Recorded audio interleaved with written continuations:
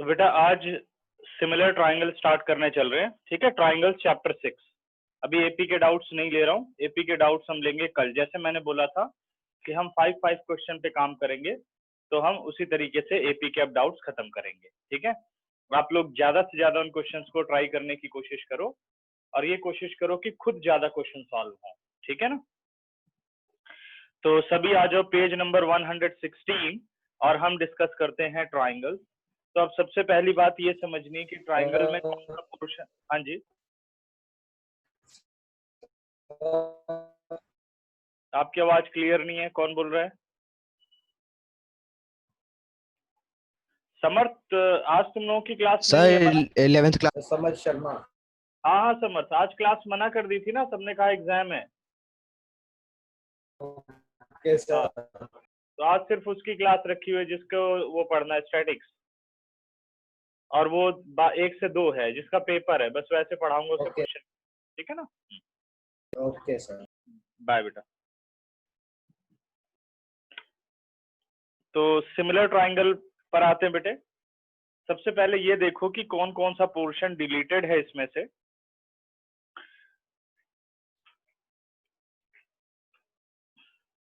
अब पहले 1 बाय 1 समझते जाओ, ज्यादा ठीक रहेगा। 6.1 एक्सरसाइज पूरी करनी है आपको और इससे रिलेटेड जितने भी एग्जांपल्स हैं। और पेज नंबर 124 पर आ जाओ। थ्योरम, एक मिनट बेटे,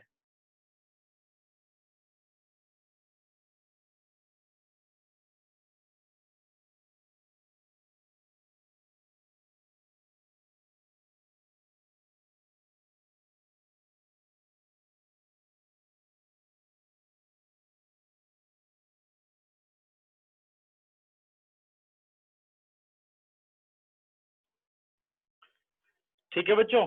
तो पेज नंबर 124 थ्योरम 6.1 आपको प्रूफ करनी है पूरी, वो हम प्रूफ करेंगे।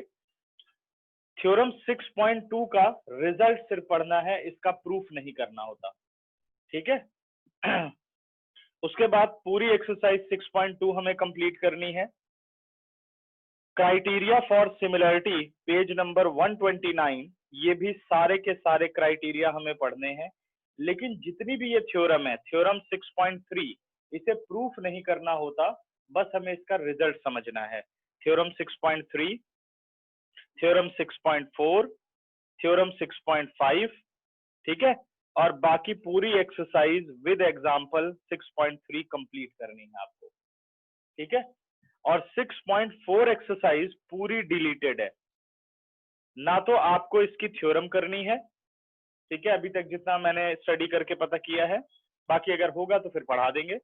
6.6 पूरी थ्योरम आपको नहीं करनी है और 6.4 एक्सरसाइज आपको नहीं करनी है, ठीक है।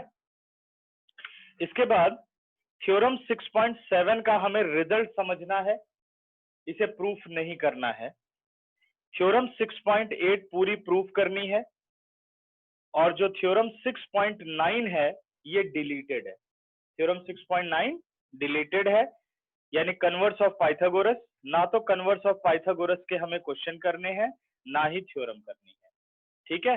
और ऑप्शनल एक्सरसाइज 6.6 हमें नहीं करनी है, ठीक है, क्योंकि इसमें फिर मिक्स क्वेश्चन आ जाते हैं। तो अब मैं आ रहा हूं सिमिलर ट्राइंगल पर। अब हम ट्राइंगल इंट्रोड्यूस करने चल रहे हैं। सबको समझ में आ गया क्या क्या नहीं करना? बस आपको 6.4 एक्सरसाइज वैसे पूरी वो डिलीटेड है और उसकी थ्योरम डिलीटेड है, ठीक है। बाकी लगभग सब कुछ करना है, ठीक। ट्राइंगल्स पर आते हैं।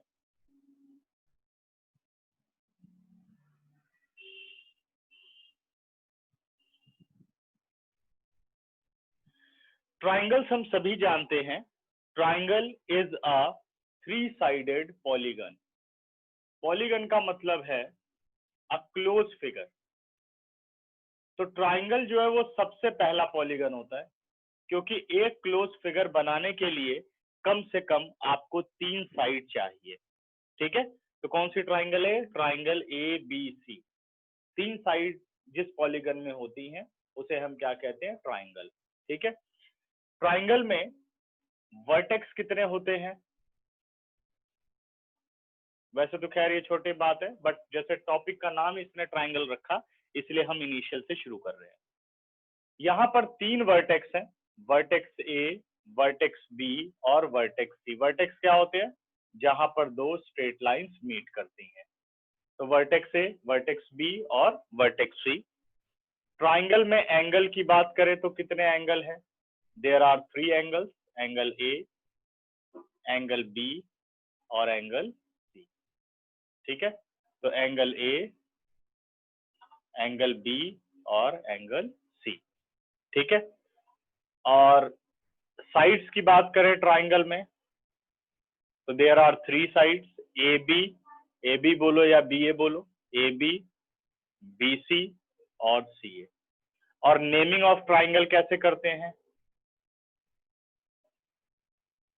अगर आप किसी भी वर्टेक्स से शुरू करना चाहते हो ए से, तो या तो आप क्लॉकवाइज घूमते हो या आप एंटी क्लॉकवाइज घूमते हो, ये आप याद रखो। तो जैसे ए लिया तो इसको नेमिंग कर सकते हो triangle A B C, A B सी।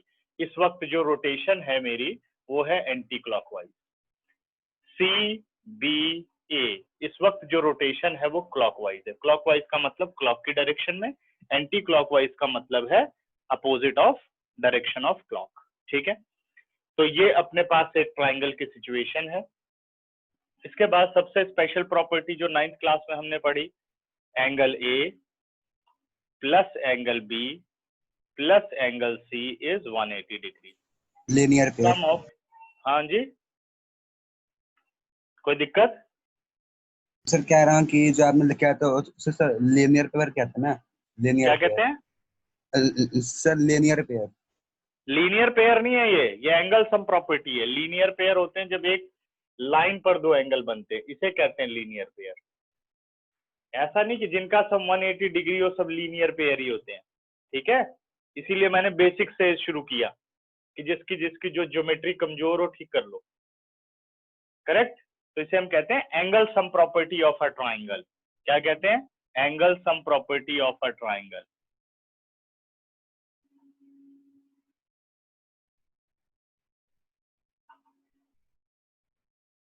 ठीक है, और 9th क्लास में आपने ट्राइंगल में क्या पढ़ा? Exterior angle of a triangle. Exterior angle of triangle. तो एक्सटीरियर एंगल कैसे बनता है? When one side of a triangle is produce, यानी एक्सटेंडेड, ए बी और ये पॉइंट हो गया सी। जैसे आप बीसी को एक्सटेंड कर दिया आपने डी तक, तो जो ये एंगल एसीडी बन रहा है ये है एक्सटीरियर एंगल। ठीक है, ACD is exterior angle of a triangle ABC। इसी तरीके से आप किसी भी साइड को एक्सटेंड करोगे तो आपको एक्सटीरियर एंगल मिलेगा। ठीक है ना, तो a exterior angle of a triangle is equal to what? Exterior angle of a triangle is equal to sum of its 2 interior opposite angle. अब ये क्या होता है? अगर हम कह दें एंगल ACD, तो बस देखो इसके साथ वाला जो लीनियर पेयर एंगल है इसको छोड़ दो, बाकी अपोजिट में होते हैं। और ज्योमेट्रिकली देखो तो जो इसके अपोजिट में फेस कर रहा है, एरो लगाओ ऐसे, तो अपोजिट में ये जो 2 एंगल बन रहे, साथ वाला नहीं अपोजिट वाला, तो उन्हें आप कहते हो opposite angle of a exterior angle. ठीक है, तो अगर अब हम इन्हें प्लस करें तो एंगल ACD किसके बराबर हुआ? Angle A plus angle B के बराबर हुआ। Angle A plus angle B। समझ गए? क्लियर? तो ये ट्राइंगल की कुछ प्रॉपर्टीज थी जो आपने पढ़ी। अब हमें पढ़ना है बेटे similar figures. Similar figures, similar figures से पहले हम 9th क्लास की कॉन्ग्रुएंट फिगर के बारे में समझेंगे।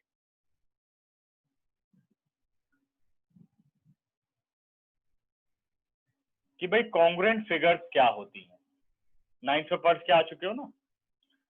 जैसे 2 circle with equal radii are known as congruent figures.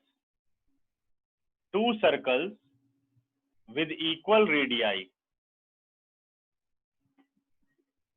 circle with center O, radius R1, circle with centre O dash radius R2 if R1 is equal to R2, अगर दोनों circle के radius हैं बराबर, तो अगर रेडियस बराबर है तो दोनों सर्कल के एरिया क्या होंगे, वो भी इक्वल होंगे। ठीक है ना, सर्कल और सर्कल की बात कर रहे हैं बेटा। देन इस सर्कल का नाम रखा मैंने C1 और इस सर्कल का नाम रखा मैंने C2। Then circle C1 is congruent with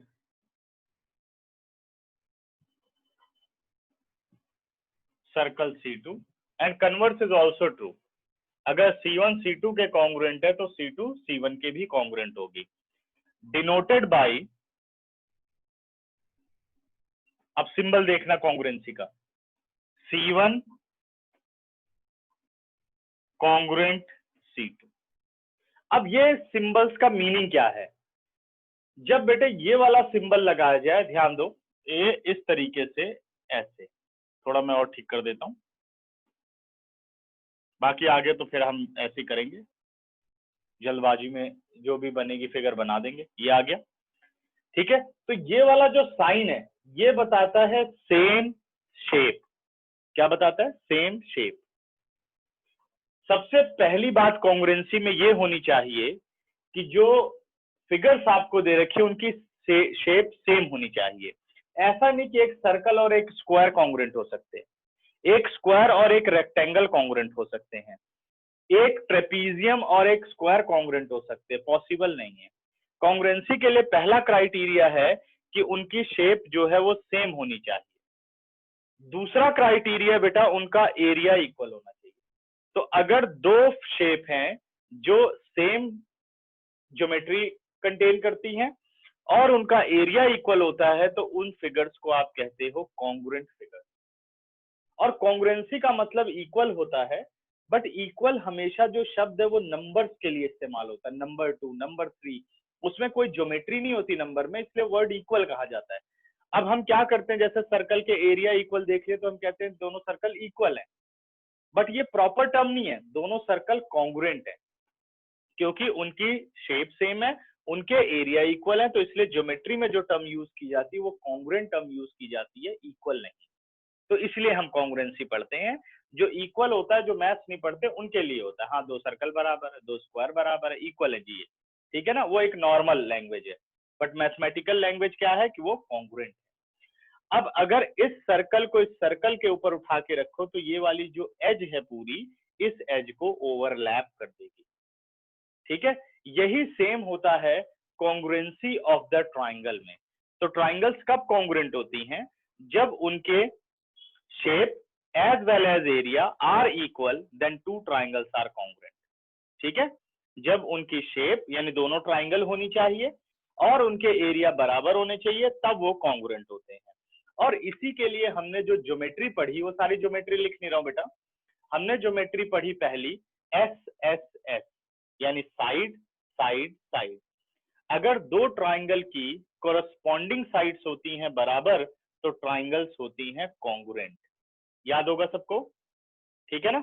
दूसरा SAS, अगर दो साइड के, दो ट्राइंगल की दो साइड्स हैं इक्वल और उनका इंक्लूडेड एंगल है बराबर, तो वो दोनों ट्राइंगल्स क्या होती हैं? कॉन्ग्रुएंट, ठीक है, बाय द रिजल्ट SAS, ठीक है। नेक्स्ट, उसके बाद तीसरा क्राइटेरिया बेटे ASA, जब दो ट्राइंगल में दो एंगल और उनकी इंक्लूडेड साइड बराबर होती हैं तो ट्राइंगल होती हैं congruent, by the result ASA, ठीक है।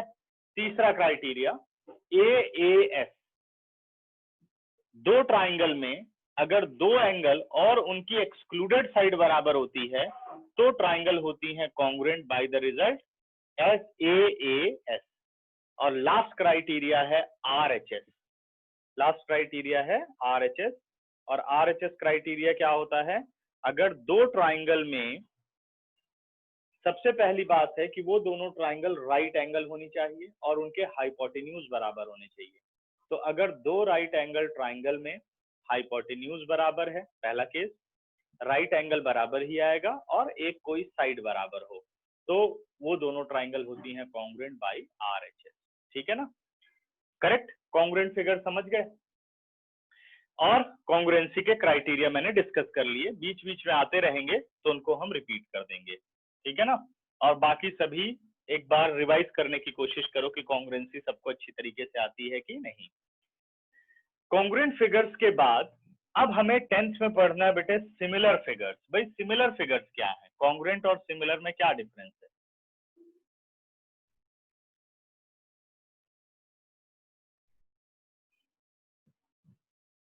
सिमिलर फिगर्स का मतलब है, अगर हम इसी सर्कल को एक एग्जांपल माने, इस circle with centre O, radius R1 and circle with centre O dash and radius R2। अगर आप ध्यान दो तो ये दोनों सर्कल जिस तरीके से मैंने बनाए हैं, एक बड़ा सर्कल है और एक छोटा सर्कल है, तो यहां पर जो हमें सेंस मिल रही है कि भाई radius R1 is greater than radius R2, यानी area A1 is greater than area A2। ठीक है, तो इनमें खास बात क्या है? इनमें खास बात बस ये है कि ये दोनों ही सर्कल है, इनकी जो शेप है वो सेम है। तो सिमिलरिटी कब लगती है? सर्कल C1 और ये हो गया सर्कल C2, तो circle C1 is similar with circle C2, यानी दोनों की शेप सेम है। दो सर्कल सिमिलर होते हैं, दो स्क्वायर सिमिलर होते हैं, दो ट्राइंगल सिमिलर होती हैं। ठीक है, लेकिन सिमिलरिटी के कुछ क्राइटेरियाज भी होते हैं, वो अभी हम डिस्कस करेंगे। सबसे पहली बात ये मान करके चलनी है कि यहाँ से ये इक्वल टू का साइन हट गया, बस ये सिमिलर का साइन यहाँ पे लग गया, यानी बस एक ही कंडीशन होनी चाहिए कि जिन फिगर को आप सिमिलर कहना चाहते हो उनकी शेप जो है वो सेम होनी चाहिए। ठीक है, अगर शेप सेम है तो वो आप फिगर्स क्या कहोगे, वो फिगर्स आप सिमिलर बोल सकते हो। ठीक है ना, बाकी तो क्राइटेरिया देखेंगे। इसी तरीके से अगर हम दो स्क्वायर की बात करें तो वो भी सिमिलर होते हैं, कोई भी दो स्क्वायर। अब थोड़ा सा हम आगे बढ़ रहे हैं कि भाई ऐसे तो हमें चैप्टर पढ़ने की जरूरत ही नहीं है, हम शेप देख लें हमें पता ही चल जाएगा कि भाई सिमिलर है। अगर भाई स्क्वायर स्क्वायर है तो सिमिलर है, रोम्बस रोम्बस है तो सिमिलर है ना। तो और फिर सिमिलरिटी क्यों पढ़नी पड़ी? अब सिमिलरिटी समझो कि क्या होती है। जैसे A, B, C, D, suppose ये 10 सेंटीमीटर है, P, Q, R, S, और ये आपका 5 सेंटीमीटर है। ठीक है, अब अगर आप ध्यान दो, अगर मैं ऐसे निकालूं AB upon PQ is equal to BC upon QR is equal to CD upon DA is equal to, sorry बेटा, CD अपॉन SR या RS is equal to DA upon SP। क्या ये सारे बराबर नहीं होंगे? आंसर 1/2, सॉरी आंसर 2 10/5 यही होगा ना। तो मैं यहां लिख देता हूं, सब 10/5 बनेंगे। ठीक, इसके बाद एंगल की बात करूं तो angle A is equal to angle P, angle B is equal to angle Q, angle C is equal to R और angle D is equal to angle S। वैसे तो सारे बराबर है क्योंकि 90 है, किसी को किसी के साथ कंपेयर कर सकते हैं, ऐसे ही साइड को किसी के साथ कंपेयर कर सकते हैं। तो जब पॉलीगन आ गया तो सर्कल भी एक पॉलीगन है, वो एन साइडेड पॉलीगन है, तो इसमें R1 अपॉन R2 रेशो तो एक ही बनेगी, एंगल कोई है नहीं तो चेक नहीं करना। तो every circle is similar, circle is similar with circle, every circle similar with every circle. इसी तरीके से every square is similar with every square, क्योंकि जो एंगल्स हैं वो तो इक्वल ही है। ठीक है, और जब भी आप साइड्स की प्रोपोर्शनैलिटी निकालोगे वो सेम ही आएगी, क्योंकि जो लेंथ इधर होगी वही तीनों की लेंथ होगी, ऐसे ये बात है। तो सिमिलरिटी का क्राइटेरिया है कि कोरस्पॉन्डिंग साइड्स होनी चाहिए प्रोपोर्शनल, जैसे यहां देखा आपने, और कोरस्पॉन्डिंग एंगल्स होने चाहिए इक्वल। अगर यहाँ 4 साइड है और यहाँ 4 साइड है तो वो चारों साइड क्या होनी चाहिए, एक प्रोपोर्शनल बननी चाहिए, और चारों एंगल क्या है, प्रोपोर्शनल बनने चाहिए। अगर सॉरी इक्वल होने चाहिए। अगर ऐसा है तो वो फिगर सिमिलर होगी, अदरवाइज नॉट अ सिमिलर। कोई भी इसमें से एक गलत हो जाए तो ये सिमिलर नहीं होगी। समझ गए? क्लियर बात? ठीक है। सर एक बार तो दोबारा समझा दो। आपने लेट ज्वाइन ही क्यों किया रूपांशी? आप मुझे ये बात बताओ, कितनी देर की क्लास निकल चुकी है? 30 मिनट की क्लास, कैसे रिवाइज होगी? सर वो गलती से हो गया था सर। तो आप बताओ कैसे रिवाइज करूं? 30 मिनट, फिर तो टाइम ही खत्म हो गया, 1 आवर की क्लास ही चली गई। बताओ। अब आप वीडियो में देखना, ठीक है? ध्यान रखना चाहिए ना कि भाई कब मेरे को ज्वाइन कर। चलो 5 मिनट लेट हो गए, कोई बात नहीं, ठीक है। अमन आप म्यूट करो। सर ये स्क्वायर वाला दोबारा सुना दो एक बारी। रुक जा, एक मिनट रुक जा, अभी बात कर रहा हूँ एक बच्चे से। हाँ सात्विक।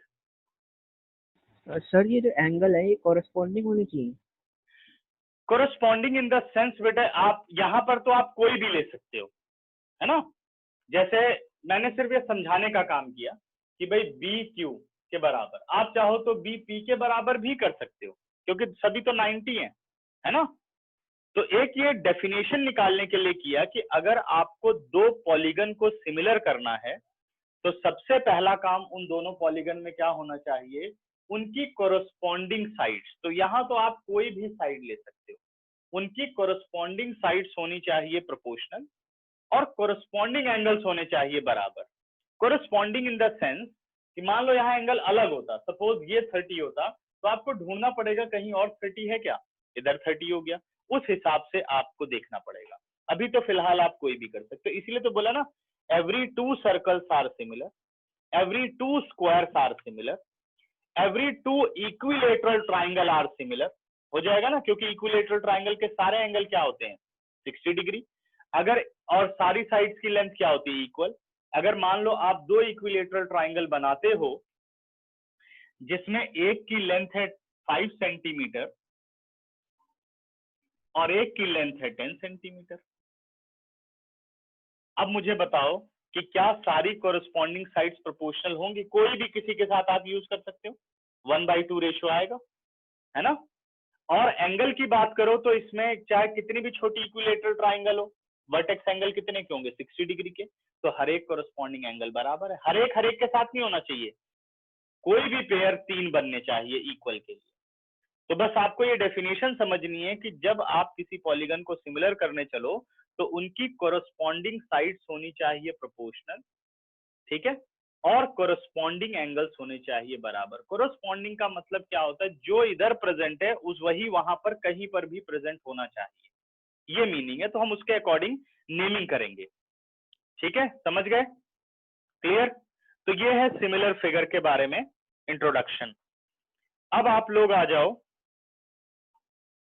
पेज नंबर 122, पेज नंबर, पहले 121 पर आओ। हम समझेंगे फिगर नंबर 6.5। सभी ध्यान देना, फिगर नंबर 6.5। आपको फिगर गिवन है A B C D, correct है, और दूसरी फिगर आपको गिवन है पी क्यू आर एस।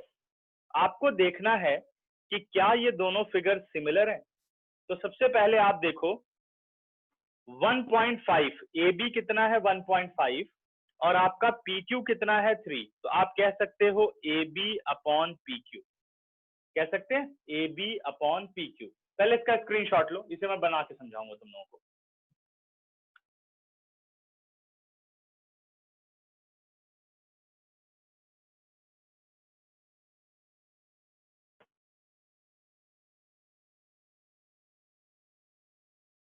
ठीक है, इरेज कर दूं? दो बातें याद रखनी बस सिमिलर की, कॉन्ग्रुएंसी में इक्वल होता है साइड्स और सिमिलरिटी में प्रोपोर्शनल होती है साइड्स। ठीक है बच्चों, सिमिलरिटी में प्रोपोर्शनल, और इक्वल एंगल वहां भी होते हैं और इक्वल एंगल यहां पर भी होते हैं। कॉन्ग्रुएंसी में एरिया भी बराबर होता है, बट सिमिलरिटी में कोई जरूरी नहीं कि एरिया बराबर हो भी सकता है, नहीं भी हो सकता है। Every congruent figure is similar but converse is not true. Her congruent figure similar जरूर होगी, लेकिन हर सिमिलर फिगर कॉन्ग्रुएंट नहीं होगी। ऐसा क्यों? क्योंकि सिमिलर फिगर में कोई जरूरी नहीं कि एरिया बराबर हो, बट कॉन्ग्रुएंट फिगर में क्या होता है, एरिया बराबर होना जरूरी है। समझ में आ रहा है सबको या नहीं? क्लियर हो गई बात? बढ़े फिर आगे। जबकि स्पेशली मैंने तुम लोगों को व्हाट्सएप पर भी लिखा था कि आज क्लास है 12 से 1, उसके बाद भी लेट ज्वाइन करते हो, तो बताओ कैसे चलेगा?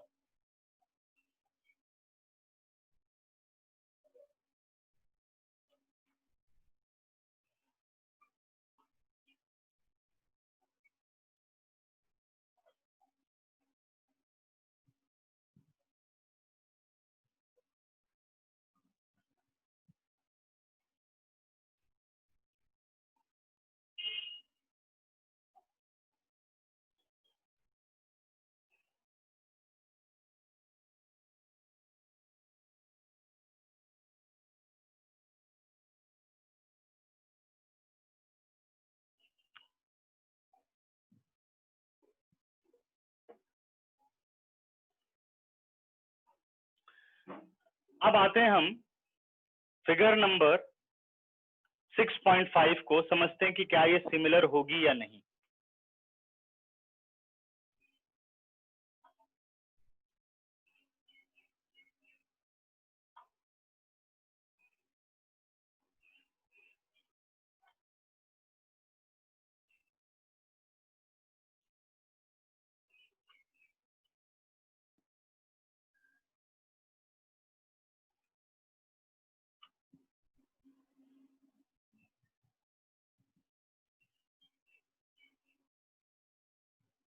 ठीक है, ऐसे बना देता हूं, ध्यान रखना।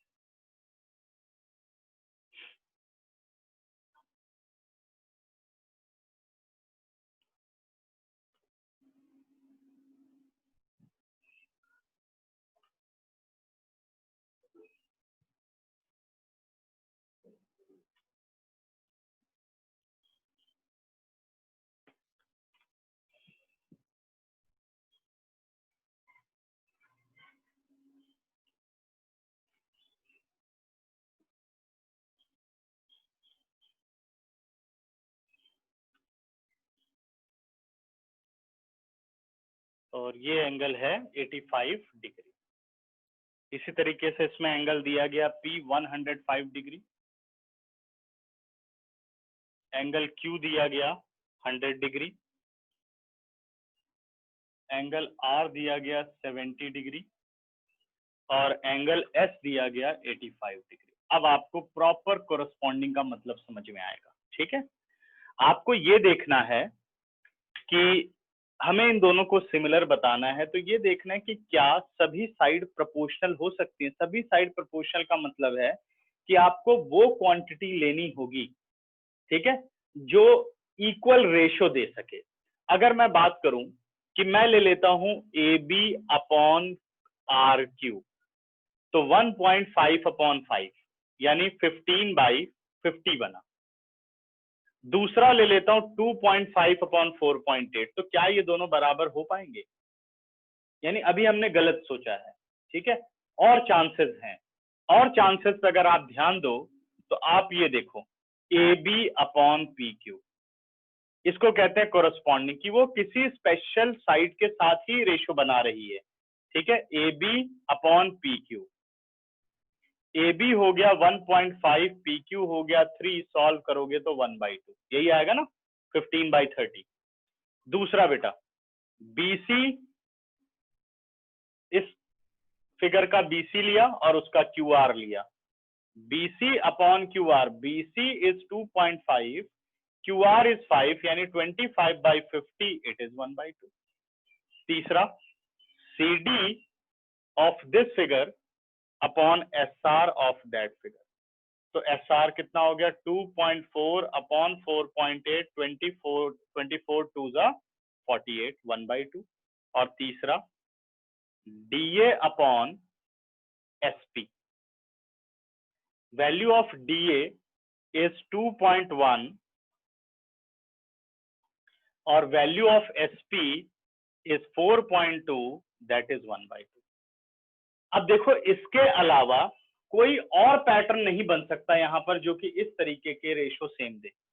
कोई जरूरी नहीं कि 1/2, रेशो कुछ भी हो सकता है, लेकिन सारे होने चाहिए इक्वल। आप खुद दिमाग लगाओ, 10 सेकंड देता हूं आपको, आप लोग देखो कि क्या कहीं और आप बना सकते हो रेशो। ऐसा भी हो सकता है ना भी बने कहीं, लेकिन इसमें हमें दिख रहा है कि हाँ हम बना सकते हैं, तो बन रहा है। देखो ध्यान से, सभी अपना दिमाग लगाओ कि क्या कोई और रेशो कर सकता हूं, AB अपॉन PS कर सकता हूं क्या, या कोई और किसी के साथ करके नया रेशो बना सकते हैं? तो हम नहीं बना सकते। इसी बात को कहते हैं कोरस्पॉन्डिंग साइड्स आर प्रोपोर्शनल, यानी जिसके कोरस्पॉन्ड में जो साइड पड़ रही है वो होनी चाहिए। ठीक है ना, पहला हो गया। अब दूसरा क्राइटेरिया सिमिलरिटी का होता है कोरस्पॉन्डिंग एंगल्स आर इक्वल, मतलब इसके चार इसके किसी चार के साथ बराबर हो सकते हैं कोरस्पॉन्डिंगली। ठीक है, जैसे A 105 डिग्री है तो A R के बराबर आप भी लिख सकते हैं। A 105 है तो और कहाँ 105 है, P पर है, तो मैं कह सकता हूं angle A is equal to angle P, angle B is equal to angle Q, angle C is equal to angle R, angle D is equal to angle S। देखो, चार पेयर यहां भी कंप्लीट हो गए, 2 1 2 3 4, यहां पर भी 1 2 3 4, दोनों के मिला के 8, मतलब 4 साइड और 4 angle.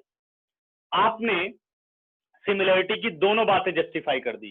Corresponding sides are proportional, आप लिख सकते हो these are equal and AB upon PQ is equal to BC upon QR is equal to CD upon SR is equal to DA upon SP। Corresponding sides are proportional, corresponding angles are equal, then the figures are similar.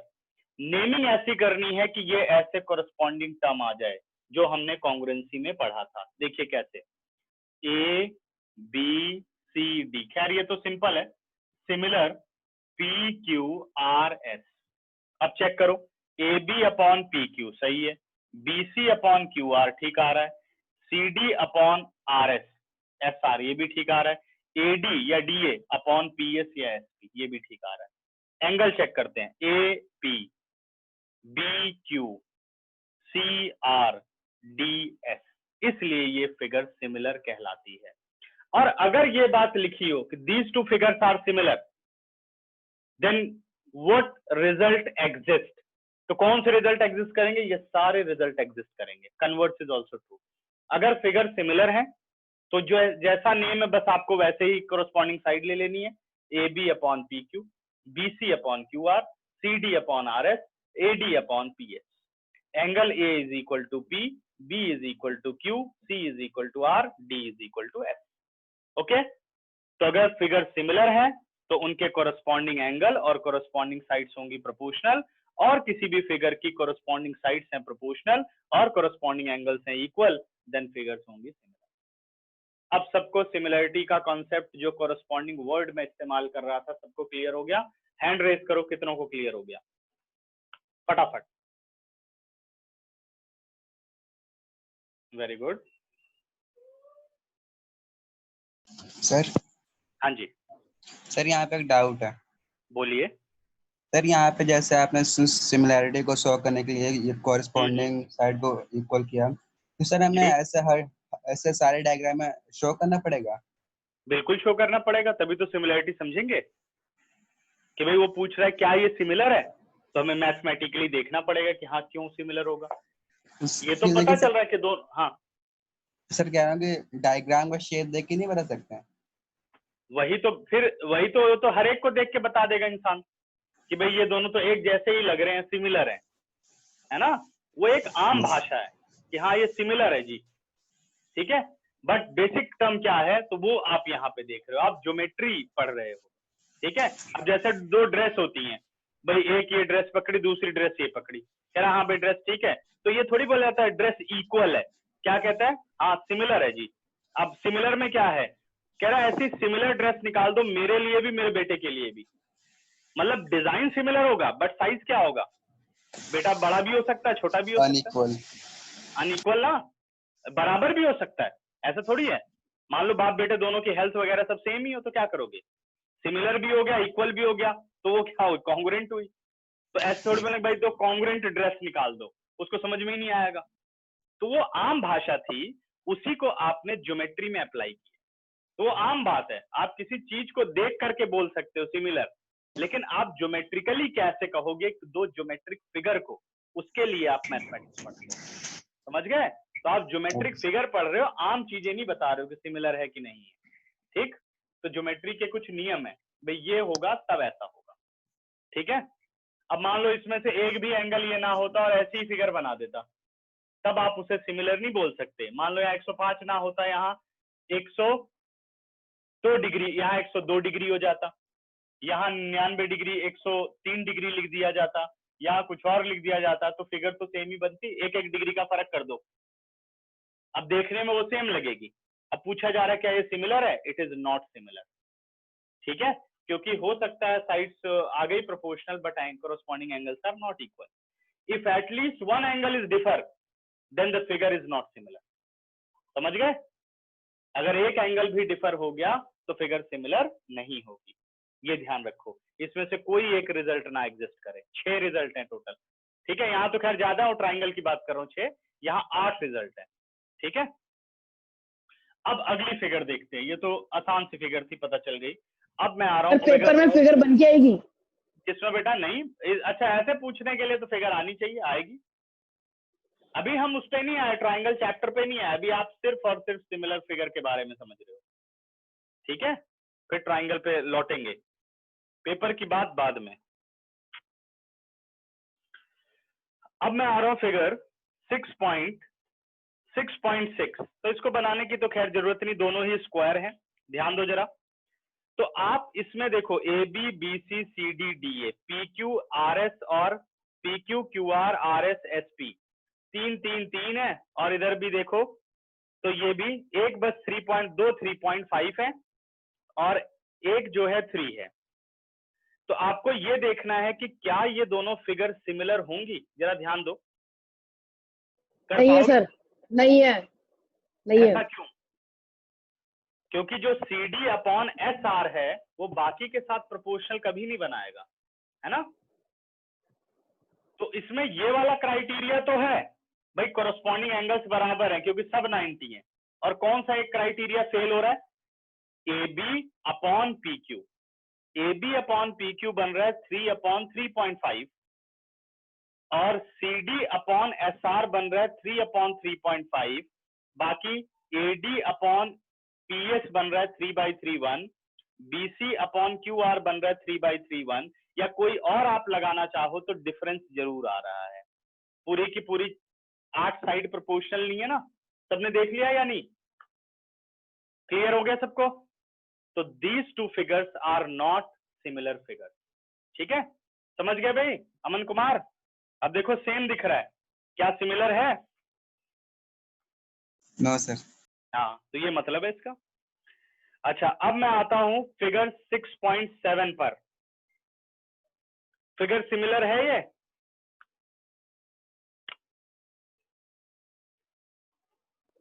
Yes sir, yes पक्का? Sir, yes sir, हाँ yes sir. Sir नहीं है नहीं किसने कहा, sir, 701। सात्विक, okay. और कौन कौन कहता है हाँ, सर नहीं है, सर नहीं है, नहीं है। अब तेरे को नहीं याद आ गया, देखा नहीं ध्यान से, सर एंगल नहीं है ना।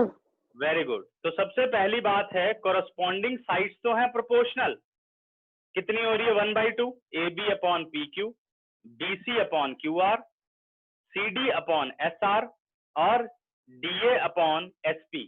1/2 1/2 1/2। क्लियर? ये वाली बात तो है यहाँ पर, लेकिन इसके बाकी के एंगल 90 है, बट इसके एंगल की हमें मेजर ही नहीं पता, तो हम कोरस्पॉन्डिंग एंगल को इक्वल नहीं कह सकते। तो क्या कहेंगे? Because corresponding angles are not equal, therefore the given figures are not a similar figure. खत्म? Similarity clear? अब आओ 6 पॉइंट, अगर तुम लोगों को ये आ गया तो 6.1 एक्सरसाइज ऐसे ही खत्म हो जाएगी। देखो, fill in the blanks using the correct word given in the bracket. All circles are congruent or similar. It is similar. ठीक है ना? क्योंकि all circle की बात कर रहा है तो सर्कल के साइज के बारे में इसने कुछ नहीं कहा। All squares are similar, क्योंकि स्क्वायर छोटे और बड़े भी हो सकते हैं। All triangles are similar, कौन सी? Equilateral, बता चुका हूं। Two polygons of the same number of sides are similar if their corresponding angles are equal and their corresponding sides are proportional. Clear? Give two different example of pair similar figure. तो कोई भी लिख दो। every equilateral triangle are similar, और non similar figure के बारे में जैसे फिगर 6.7 कोई ले लो। सर इसका एग्जांपल तो ये होगा ना, फिगर 6.7। हाँ कोई भी, हाँ लिख सकते हैं, बिल्कुल वही बना के छोड़ देना है। State whether the following quadrilaterals are similar. Question number 3, बोलो। No sir. है ना? क्योंकि इसमें नो क्या सर है? नहीं है, नो सर नहीं है। Situation, corresponding sides are proportional but corresponding angles are not equal, therefore Not. these two figures are not a similar figure. Clear हो गया? ठीक है, अब आ रहा हूं मैं कि भाई दो ट्राइंगल कब सिमिलर होती हैं।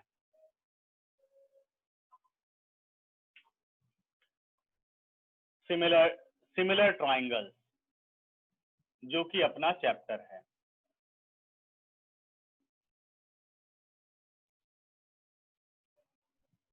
वही सेम सिचुएशन बेटे, अगर अपने पास एक ट्राइंगल ABC है और एक ट्राइंगल PQR है, ठीक है। अब ये मैं अपनी मर्जी से ले रहा हूं, ठीक है। अगर ट्राइंगल में if in triangle AB upon PQ is equal to BC upon QR is equal to CA upon RP, ठीक है, and angle A is equal to angle P, angle B is equal to Q और angle C is equal to R, then triangle. अब naming पर ध्यान देना, naming कैसे, यहां से AB उठा लो और वहां से PQ, तो ABC सिमिलर ट्राइंगल PQR। बाकी अभी डिटेल में हम डिस्कस करेंगे, ठीक है। तो देखो AB अपॉन PQ सही है, BC अपॉन QR यहाँ पढ़ने चाहिए वही सेम, इसी का मतलब कॉरेस्पॉन्डिंग होता है AC या CA अपॉन RP, करेक्ट आ रहा है। Angle A angle P, angle B angle Q, angle C angle R, तो ट्राइंगल क्या हो गई है? सिमिलर ट्राइंगल हो गई। समझ गए?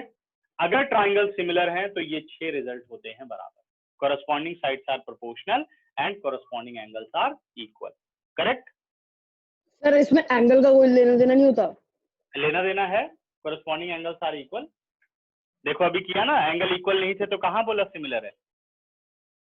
ये तो मैंने अपनी मर्जी से एक रफ लिखा कि दो ट्राइंगल सिमिलर क्राइटेरिया क्या है, जैसे आपने पॉलीगन में पढ़ा तो क्या है, corresponding sides proportional, वो कोई भी हो सकती है, मैंने अपनी मर्जी से यहाँ वैल्यूज डाली है, ठीक है। जैसे मान लो हम ऐसे ले लें कि सपोज ये 3 है, ठीक है, सॉरी ये 6 है, ये हो गया 3, ये 10 है, ये हो गया 5, ठीक है, ये 8 है, ये हो गया 4। चेक करो सही है ना प्रोपोर्शनैलिटी। क्या किया, 6 बाई PQ है ना, 6 बाई 3 2 आ गया, 10 बाई 5 2 आ गया, 8 बाई 4 2 आ गया, तो इसलिए प्रोपोर्शनल। तो अब आपको यही लेना पड़ेगा जो मैंने लिखा है। अब एंगल की बात कर लें, सपोज ये अपने पास आ गया 40 डिग्री, तो ये भी आपका होना चाहिए 40 डिग्री। ये सपोज अपने पास हो गया 80 डिग्री, तो ये भी होना चाहिए 80 डिग्री। ये हो गया 60 डिग्री, तो ये भी होना चाहिए 60 डिग्री। ठीक, तो इस हिसाब से अब आप कैसे रखोगे, तो कौन कौन सी कॉरस्पॉन्डिंग साइड होंगी? क्या AB अपॉन PR लेने का फायदा होगा?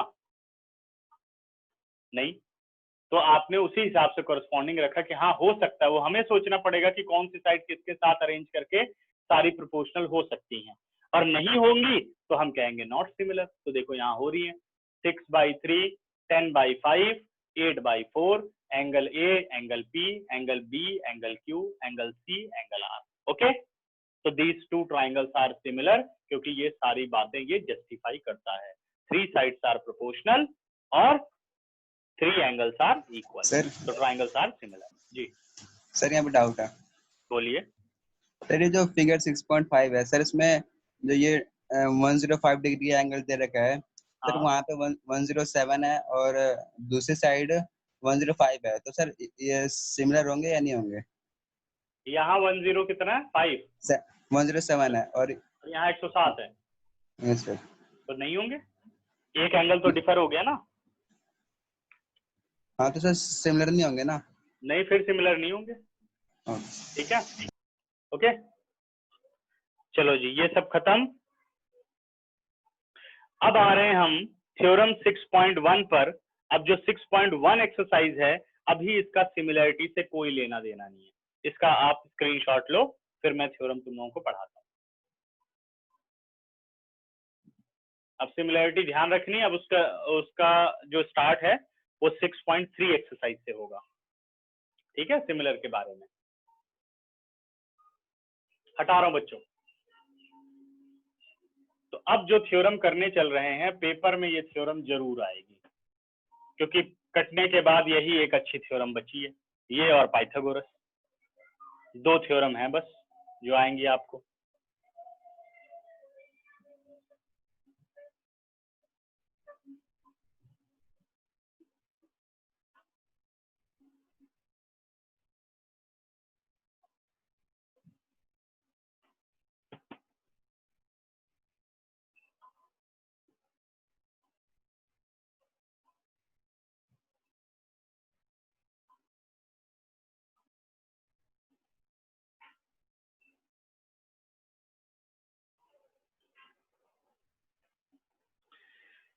थ्योरम 6.1 कहती बेटा, if a line is drawn parallel to one side. अब ध्यान रखना है कि जो लैंग्वेज है यही पेपर में आपको लिखनी है।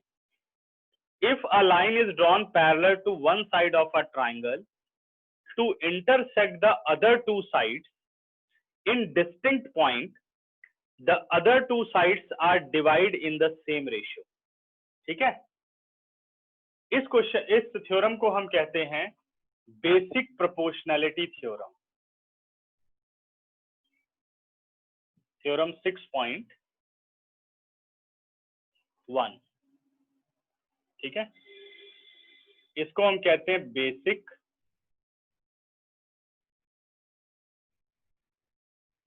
प्रोपोर्शनैलिटी थ्योरम, और इसे हम कहते हैं बीपीटी, बेसिक प्रोपोर्शनैलिटी थ्योरम, और इसे हम कहते हैं थेल्स थ्योरम। ठीक है, बेसिक प्रोपोर्शनैलिटी थ्योरम, बीपीटी और थेल्स थ्योरम, ये इसका नाम है। पेपर के अंदर ये आ सकता है, क्या कहेगा? State and prove BPT, state and prove Thales theorem, state and prove basic proportionality theorem. State का मतलब ये पूरी स्टेटमेंट याद होनी चाहिए, और प्रूफ हम करने चल रहे हैं अब। ठीक है, देखो ध्यान से। अब मैं थ्योरम के अकॉर्डिंग फिगर बनाऊंगा। क्या कह रहा है? If a line is drawn parallel to one side of a triangle to intersect other 2 sides in the distinct point। कह रहा है एक ट्राइंगल है। If a line drawn parallel to one side of a triangle, हमने बना ली triangle ABC। एक line draw की जाती है किसी भी एक साइड के पैरेलल। ठीक है, लग रही है पैरेलल? थोड़ा सा हो गया, ध्यान रखना, ना लगे तो समझ लेना है, लगभग कुछ ऐसे। If a line is drawn parallel to, ठीक है, one side of a triangle, वैसे तो कोई बना सकते हो बट मैंने बीसी रखा, आप एसी जो भी मर्जी बना सकते हैं, ठीक है, लेकिन ये प्रूफ करने के लिए इजी रहता है अगर इसको बेस को मानते हो। If a line drawn parallel to one side of a triangle, ठीक है, intersect other two sides in distinct point, जो वर्ड डिस्टिंक्ट पॉइंट है वो इसीलिए दिया गया कि दो साइड को काटते हुए निकले। लाइन यहां से ही बनाई जा सकती है, तब एक ही पॉइंट पर दोनों लाइन को टच करेगा, लेकिन उसने क्या बोला, ऑन डिस्टिंक्ट पॉइंट, अलग अलग पॉइंट पर दोनों को काटे। तो सपोज एक पॉइंट आपका हो गया डी और दूसरा पॉइंट हो गया E, then it divide other two side in the same ratio. इसका मीनिंग क्या है कि अदर टू साइड मतलब ये वाली साइड डिवाइड हो रही है पॉइंट डी पर, तो क्या रेशियो बनाएगी, AD अपॉन DB। ये साइड डिवाइड हो रही है पॉइंट ई पर, तो क्या रेशियो बनाएगी, AE अपॉन EC। इसी को कह रहा है सेम रेशियो। तो ये दोनों जो रेशियो हैं वो बराबर होने चाहिए, ठीक है, क्लियर। तो क्या कह रहा है, if a line is drawn parallel to one side of a triangle to intersect other two side in the distinct point, then other two side are divided in the same ratio. मेरे ख्याल से पूरी बात सबको समझ में आ जानी चाहिए, ठीक है। अब देखते हैं क्वेश्चन में गिवन क्या है, कैसे इस बात को प्रूव करोगे, और ऐसे ही लिखनी है सारी statement, given to prove now prove. 9th में पढ़ चुके हो सब। गिवन है इन ट्राइंगल ABC, इसको L नाम दे देता हूं, line L intersect AB at D and AC at E, ठीक है, also DE parallel to BC, ये आपको गिवन है। टू प्रूव, अब हमें चलना है प्रूफ की तरफ। It divide the other two sides in the same ratio, यानी AD upon DB is equal to AE upon EC। AD upon DB is equal to AE upon EC। अब इस question को प्रूफ करने के लिए हमें कंस्ट्रक्शन चाहिए, ठीक है, क्वेश्चन को प्रूफ करने के लिए क्या चाहिए, कंस्ट्रक्शन करनी होगी हमें, ठीक है। तो कंस्ट्रक्शन क्या करनी है, अब इसमें ये सब बातें याद रखनी होती है क्योंकि आप थ्योरम प्रूफ करने चल रहे हो।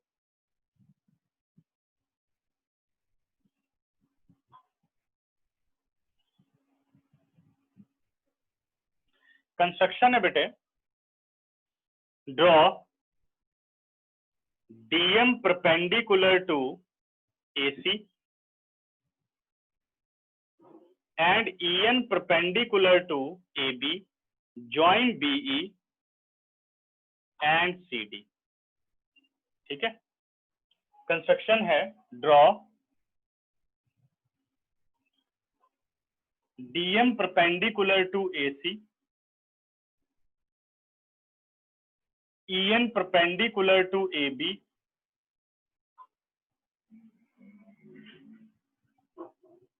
join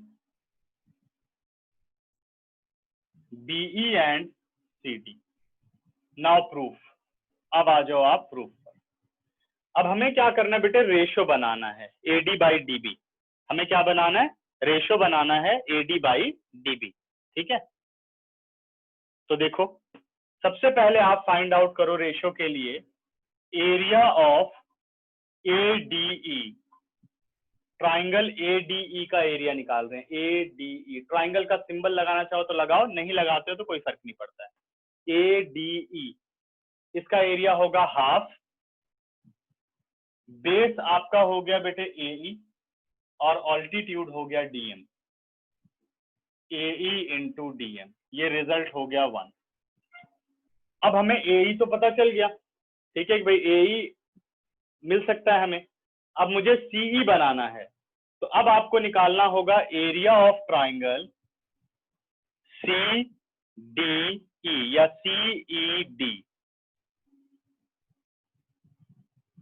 यहां ध्यान देना सभी, ये कईयों को ये बात क्लियर नहीं होती है। जो आपके पास है बेटे सी डी ई ट्राइंगल, इसका वर्टेक्स डी है।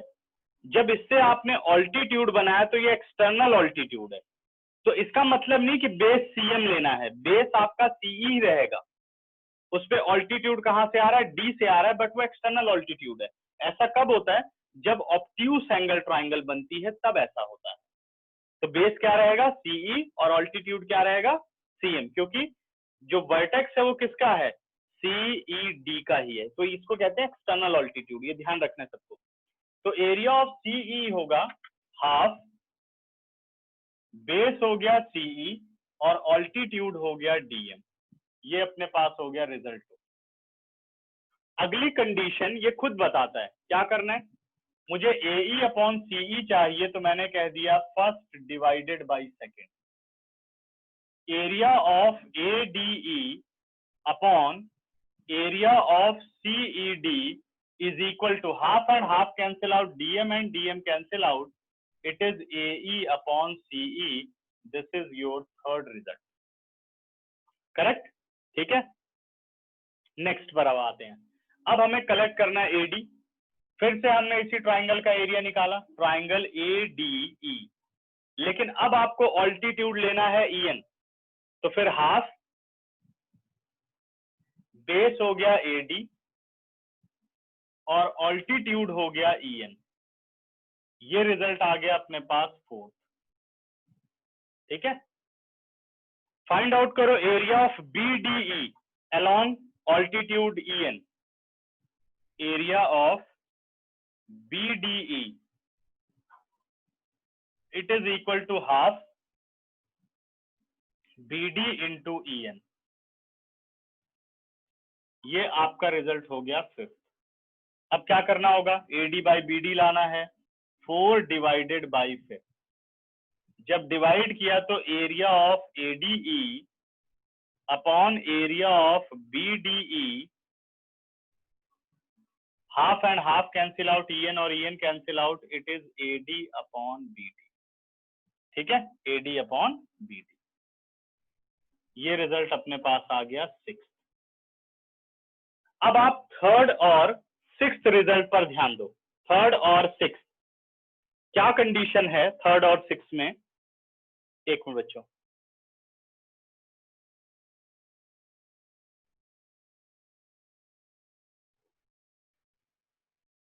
सदफ, अभी 5 मिनट की क्लास है, ठीक है, उसके बाद क्लास स्टार्ट होगी। लीव करना चाहो तो लीव कर सकते हो, और रहना चाहो तो रह सकते हो। ठीक है, करेक्ट। यहां तक आ गए हम। Area of ADE, area of BDE, AD upon DB और AE अपॉन EC। करेक्ट। अब आप देखो तो इसका LHS, एरिया ऑफ ADE और एरिया ऑफ ADE, यानी न्यूमरेटर बराबर है, और डिनोमिनेटर अगर बराबर कर दो तो ये दोनों बराबर हो जाएंगे। तो पता ही है कि इन्हें इक्वल करना ही है, तो हमें कंडीशन सोचनी पड़ेगी। ठीक है, कैसे, because area of CED is equal to area of BDE। CED और BDE क्यों इनके एरिया बराबर हैं, अब 9th क्लास का कंसेप्ट है, ध्यान देना। DEB ये ट्राइंगल और DEC ये triangle are on the same base DE and between the same parallel DE parallel to BC. Triangles are on the same base and between the same parallel are equal in area. Clear हो गया सबको। अब जो DE parallel to BC दिया था उसका यहीं पे इस्तेमाल हुआ है बस। कौन सी कंडीशन के लिए, area of BDE is equal to area of CED because are on the same base DE, because are on the same base DE and between same, दिख रहा है ना सेम। अब थोड़ा मैं यहां ऊपर लिख दूं कि तुम लोग मैनेज कर लेना। सेम पैरेलल ये रहा,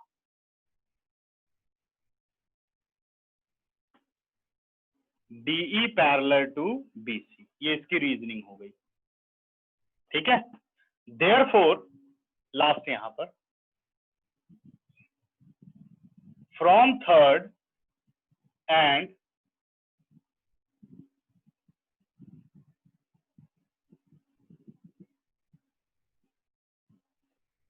सिक्स, लेफ्ट हैंड साइड दोनों की बराबर हो गई, राइट हैंड साइड और हम बराबर कर देते हैं, AD upon BD is equal to AE upon EC required result. 4 number की बहुत ही इंपॉर्टेंट थ्योरम है। ठीक है, समझ में आ गया सबको? चलो 10 सेकंड दे रहा हूं, ध्यान से एक एक लाइन पढ़ लो, और बहुत आसान है, फिर से एक बार शॉर्ट में बता देता हूं। जो ADE का एरिया है, सबसे पहले उसे 2 अल्टीट्यूड के अलोंग निकालना है, एक DM और एक EN। एरिया निकल के आ जाएगा। जब उन दोनों का एरिया निकालना है, उसके बाद ट्राइंगल BDE का एरिया निकालना है अलोंग EN, और ट्राइंगल CED का एरिया निकालना है अलोंग DM। फिर उसके अकॉर्डिंग आप उसको डिवाइड कर लोगे जो रेशो चाहिए और इक्वेट कर लोगे। ठीक है, समझ गए? कंस्ट्रक्शन इसमें याद रखनी पड़ती है क्योंकि थ्योरम है, तो आपको इसका प्रूफ थोड़ा बहुत लर्न करना पड़ता है कि भाई हाँ इसी तरह से कंस्ट्रक्शन करके हमें सॉल्व करना है। अब हमें जो एक्सरसाइज है उसमें इन रिजल्ट का इस्तेमाल करना होगा। ठीक है, जो अभी हमने प्रूफ किया है। क्लियर सबको, या कोई कुछ पूछना चाहता है? नहीं तो स्क्रीनशॉट ले लो। अब क्लास तुम लोगों की मैं एंड करूंगा।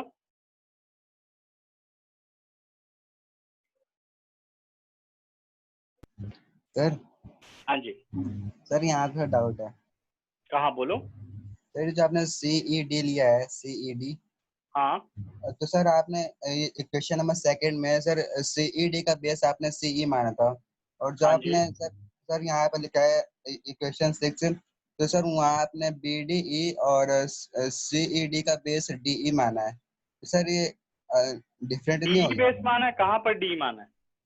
सर अगर DE मानेंगे तो सर BC वो पैरेलल हो जाएगा ना DE के। एक मिनट सुनने, एक मिनट। वो एरिया निकालने के लिए है। एरिया पे बेस, ऐसा नहीं कि एक पर्टिकुलर साइड को ही बेस कहते हैं ट्राइंगल में, समझ गए? ट्राइंगल का जो बेस होता है वो हर एक साइड हो सकती है, वो डिपेंड करता है ऑल्टीट्यूड कहाँ है, रोल कहाँ पर है। ये नहीं कि इसको मैंने लिख दिया बेस तो ये बेस है। बेस का मीनिंग होता है जो आप फॉर्मूला डालते हो, हाफ बेस इनटू ऑल्टीट्यूड। तो ऑल्टीट्यूड कौन से बेस पे आ रहा है, ये कौन सी साइड पर आ रहा है, उसको बेस बोलेंगे। अगर ऑल्टीट्यूड इस साइड पर आ रहा है तो ये बेस है। और इस वक्त जो कंडीशन है, बेस का मतलब होता है कॉमन साइड। 9th क्लास में अगर 2 ट्राइंगल की एक कॉमन साइड है तो उसको कहते हैं वो सेम बेस है। थ्योरम, एक कॉमन साइड है तो क्या है, वो सेम बेस है। अब वो साइड और सामने वाली साइड अगर पैरेलल है, बाकी के बचे हुए वर्टेक्स 2 पैरेलल लाइन के बीच में है, तो ये थ्योरम है, are on the same base and between the same parallel. थोड़ा पीछे का आप रिवाइज करो, ठीक है, बेसिक बहुत कमजोर है। तो ये जो CE है, CE का मतलब ये हो गया कि अब इसके ऊपर ऑल्टीट्यूड DM आ रहा है, तो formula half base into height का मतलब base is this side and altitude is DM। समझ गए? हर साइड बेस हो सकती है, वो डिपेंड करता है सिचुएशन कौन सी होगी। ठीक, अब समझ गए? Yes sir. तो ये देखना है, ऐसा नहीं कि ये बेस हो गया। अब जब आप यहाँ आ गए तो जो ये वाली थ्योरम लगती है उसमें ये होता है कि क्या दोनों ही ट्राइंगल का एक कॉमन साइड है। तो देखो है BDE, ये इसकी कॉमन साइड है, और CED अगर दोनों का एक ही तो साइड है, कौन सी है, D, इसी को कहते हैं सेम बेस, यानी दोनों की एक साइड इक्वल है तो वो सेम बेस हुआ। बिटवीन द सेम पैरेलल, यानी दोनों ट्राइंगल के बचे जो वर्टेक्स है वो इन्हीं दोनों साइड पर आने चाहिए, और ये दोनों साइड होनी चाहिए पैरेलल। तो इस थ्योरम को कहते हैं triangles are on the same base and between the same parallel, hence areas are equal. ठीक है, समझ गए जी? इरेज कर दूं? और सर यहाँ पे हाफ कैसे हो गया? कौन सा? सर जो आपने कहा ना area ADE is equal to half of area. ये तो ट्राइंगल का फॉर्मूला होता है ना, half base into height. Triangle का फॉर्मूला भूल गए? Okay sir half base into, ठीक है। चलो जी, क्लास लीव कर रहा हूँ तुम लोगों की। अब मंडे करते हैं। मंडे सिर्फ कोई 3-4 क्वेश्चन के डाउट लूंगा AP के, और यही क्लास हम आगे बढ़ाएंगे। ठीक है, और अच्छी तरह रिवाइज कर लेना सारे कॉन्सेप्ट। ठीक है बच्चों, बाय बाय।